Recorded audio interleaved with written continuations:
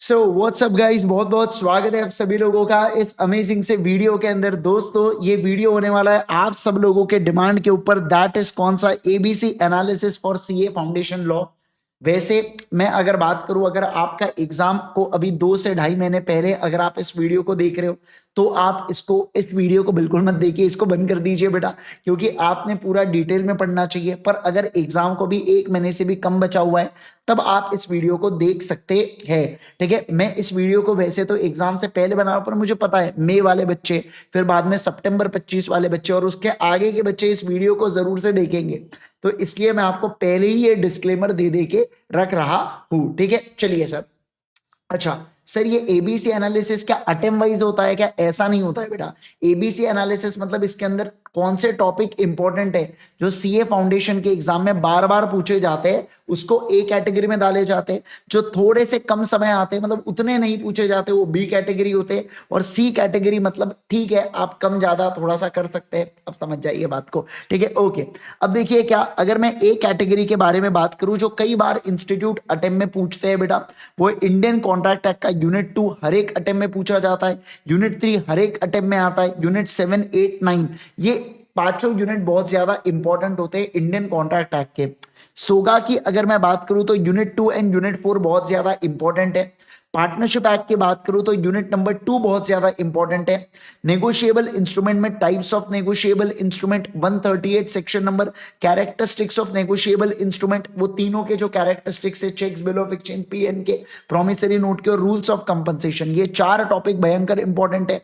Companies act की बात करूं तो lifting up of corporate wealth, features, types of companies में subsidiary, associate, holding, government, PFI, dormant, OPC, small company, private company, section 8 company, ये important है सबसे ज्यादा। डॉक्ट्रिन ऑफ इंडोर मैनेजमेंट और डॉक्ट्रिन ऑफ अल्ट्रा वायर्स, ये सारी चीजें क्या होती है, बहुत ज्यादा इंपॉर्टेंट होती है कंपनीज एक्ट के अंदर, जिसके ऊपर से ही आपका मेजरली 10 से 12 नंबर के सवाल बन जाते हैं। ठीक है, ओके। अब हम लोग शिफ्ट करेंगे कैटेगरी बी के ओर। सर, इंडियन कॉन्ट्रैक्ट एक्ट का यूनिट 4, 5, 6 ये कैटेगरी बी के अंदर आता है। सोगा का यूनिट 3 कैटेगरी बी के अंदर आता है।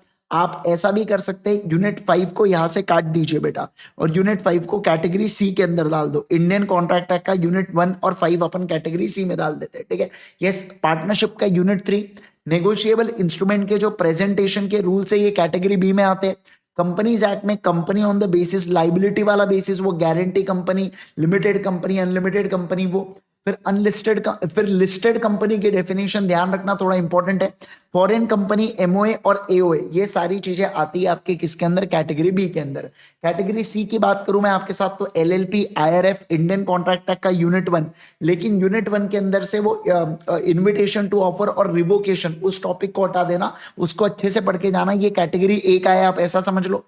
फिर और यूनिट 1 और 5, सोगा का यूनिट 1 के अंदर अगेन वो आखिरी में आता है ना, सेल, एग्रीमेंट टू सेल के बीच में एग्रीमेंट वॉइड हो जाता है, या प्राइस अगर थर्ड पार्टी डिटरमाइन कर रहा है, तो वो 2 टॉपिक को छोड़ के बाकी कैटेगरी सी का है। पार्टनरशिप में यूनिट 1 अगेन इसका जो लास्ट पार्ट है बेटा, जो टाइप्स ऑफ पार्टनर्स है और टाइप्स ऑफ पार्टनरशिप के बारे में बात करता है, वो इंपॉर्टेंट है। फिर नेगोशिएबल इंस्ट्रूमेंट एक्ट का जितना भी पोर्शन बचा हुआ है और कंपनीज एक्ट का जितना भी पोर्शन बचा हुआ है, ये कैटेगरी सी के अंदर चले जाता है। अब अगर आपको इसके अंदर के इंडिविजुअल टॉपिक्स कैटेगरी एबीसी, वैसे तो मैंने एक्ट्स में बता दिया हूं, बाकी सोगा के या इंडियन कॉन्ट्रैक्ट एक्ट के देखना है तो आप सर्च कर सकते हैं। और आपको यहाँ पे सीए इंद्रेश गांधी, जो मेरा पर्सनल चैनल है, उसके ऊपर आपको क्या मिल जाएंगे, ये टॉपिक्स मिल जाएंगे। ठीक है, अब देखो, अब ये कैटेगरी ए बी सी है, ये तो मैंने आपको बता दिया। तो आप इनको क्या कर सकते हैं, मान लो आपने अभी तक नहीं पढ़ा है या आपकी उतनी अच्छे से तैयारी नहीं हो रखी है, तो मैं आपको बेस्ट बता रहा हूं बेटा, एक फ्री लिंक मैंने आप लोगों के लिए क्रिएट करके रखा हूं। करना कुछ नहीं है, आपको जाना है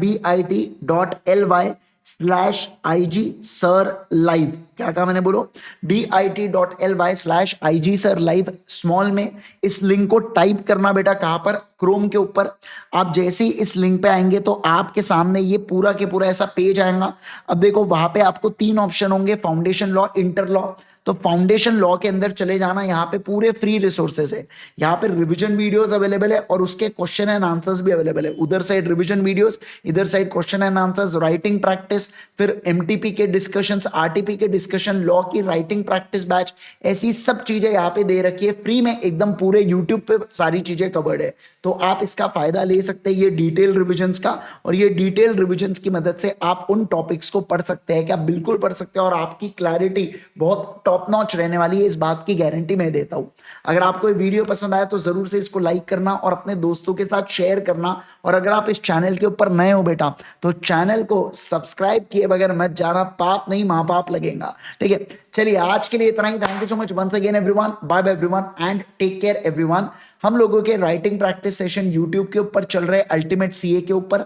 कल यानी कि 18 दिसंबर 2024 को हमारा एक और नए टॉपिक के साथ यानी कि यूनिट नंबर 8 और 9 ऑफ इंडियन कॉन्ट्रैक्ट एक्ट की राइटिंग प्रैक्टिस होने वाली है।